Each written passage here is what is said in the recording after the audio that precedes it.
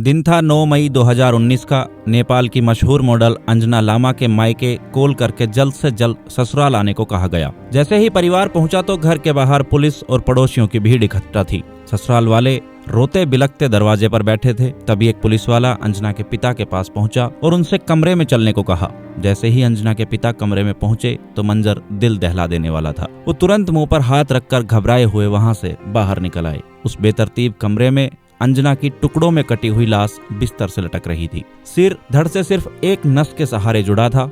अंजना का आधा शरीर बिस्तर पर और आधा जमीन की तरफ लटक रहा था। उनका दाहिना हाथ बीच से काटा गया था, जो लाश से चंद कदमों की दूरी पर ही कटा पड़ा था। एक टांग भी धड़ से अलग दूर पड़ी थी। कमरा और बिस्तर खून से लथपथ था और दीवारों पर भी हर तरफ छींटे थे। अंजना के चेहरे पर चाकू के इतने जख्म थे कि खाल नजर तक नहीं आ रही थी। दरअसल अंजना नेपाल की मशहूर मॉडल थी। वो जल्द ही पति के साथ कनाडा शिफ्ट होने वाली थी। ऐसे में हर किसी का सवाल ये था कि आखिर उनके अपने कमरे में घर में घुसकर इतने विभत्स हत्याकांड को किसने अंजाम दिया होगा और क्यों दिया होगा। 26 अप्रैल 1995 को अंजना लामा का जन्म नेपाल के हटोड़ा में हुआ था। 3 भाई बहनों में सबसे बड़ी अंजना बेहद खूबसूरत थी। अंजना 11वीं क्लास में थी जब एक कॉमन दोस्त के जरिए उनकी प्रज्वल महत से मुलाकात हुई। अंजना लामा तमंग जाति की थी, जबकि प्रज्वल क्षेत्रीय जाति के थे जो अपर कास्ट में आते थे।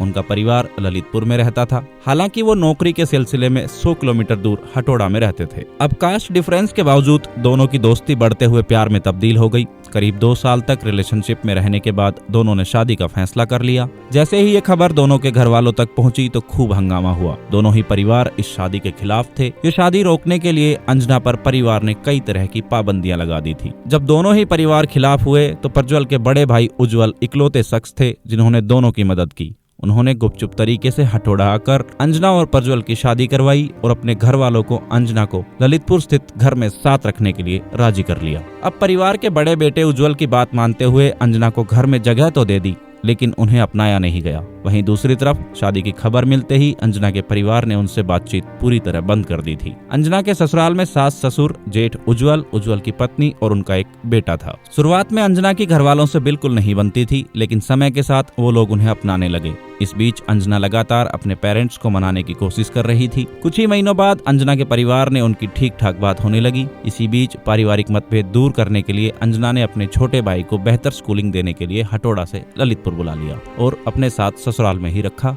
इससे दोनों परिवारों के बीच रिश्ते भी सुधरने लगे थे। अब शादी के कुछ महीनों बाद ही प्रज्वल की भी अच्छी नौकरी लग गई। सब कुछ ठीक चल रहा था। इसी बीच अंजना ने खुद का छोटा सा बिजनेस शुरू करने का फैसला किया। ये फैसला इसलिए क्योंकि घर के ज्यादातर लोग काम के सिलसिले में दिन भर घर से बाहर रहते थे। बोरियत दूर करने के लिए अंजना ने घर के पास एक छोटा सा ब्यूटी सैलून खोला। कभी अंजना के खिलाफ रहे ससुराल वाले भी उनके इस काम को सपोर्ट कर रहे थे। अब अंजना अपने सैलून के लिए बेहद जुनूनी थी। उस समय टिकटॉक काफी ट्रेंड में था, तो अंजना भी अपने सैलून से टिकटॉक वीडियो बनाने लगी। देखने में बेहद खूबसूरत अंजना के टिकटॉक वीडियो जल्द ही वायरल होने लगे। उनकी पॉपुलैरिटी सोशल मीडिया पर ऐसी बढ़ी कि उन्हें मॉडलिंग के ऑफर मिलने लगे। कई बड़ी बड़ी ब्रांड अंजना के साथ कोलैब करती थी। वहीं वो कई मैगजीन शूट का भी हिस्सा बनी। अब अंजना को नेपाल के म्यूजिक वीडियोस में भी काम मिलने लग गया था। एक वीडियो में तो अंजना के जेठ उज्जवल ने साउंड डिजाइनिंग की थी। उज्जवल साउंड डिजाइनर था। हालांकि समय के साथ हियरिंग प्रॉब्लम के चलते उसे ये काम बंद करना पड़ा था। अब अंजना की बढ़ती पॉपुलैरिटी के साथ उनके ससुराल की आर्थिक स्थिति लगातार बेहतर होती जा रही थी। उनकी सास भी सारे गिले शिकवे भूलकर उन्हें अपना चुकी थी। हालांकि उनकी जेठानी यानी उज्जवल की पत्नी को वो खास पसंद नहीं थी। सभी अक्सर घूमने जाया करते थे और साथ में तस्वीरें और वीडियोस भी पोस्ट किया करते थे। अब नेपाल में मशहूर होने के बाद अंजना ने सोचा कि क्यों न यहाँ से निकलकर कुछ बड़ा किया जाए।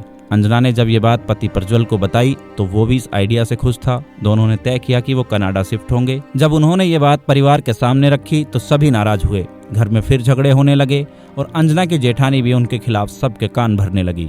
वहीं दूसरी तरफ अंजना और प्रज्वल ने कनाडा जाने के लिए पैसे जमा करने शुरू कर दिए थे। दरअसल अंजना को मॉडलिंग प्रोजेक्ट इतने मिलते थे कि उन्होंने अपना पार्लर बंद कर दिया था।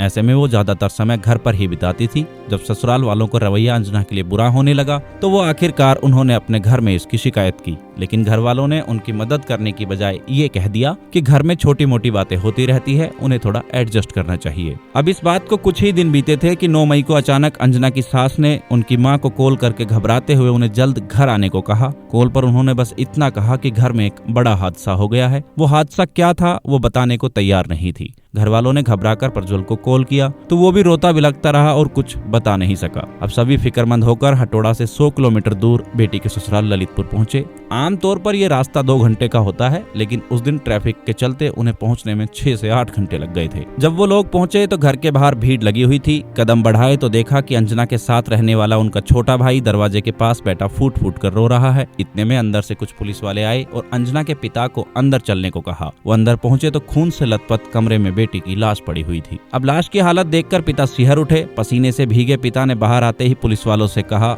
ससुराल वालों ने बेटी को मार डाला, उन्हें गिरफ्तार कर लो। लेकिन तभी पुलिस वालों ने कहा कि आपकी बेटी का कातिल पहले ही गुनाह कबूल कर चुका है और पुलिस गिरफ्त में है। उसने ये भी बताया कि परिवार का इस हत्या से कोई लेना देना नहीं है।